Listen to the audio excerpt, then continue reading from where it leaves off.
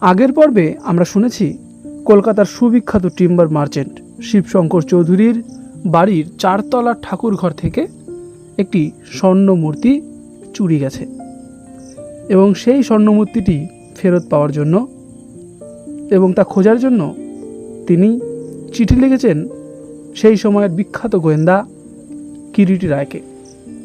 কিরিটি রায়কে নিয়ে তিনি তখন গাড়িতে চেপে বাড়ি ফিরছেন। শুনুন ঠিক তারপর থেকে।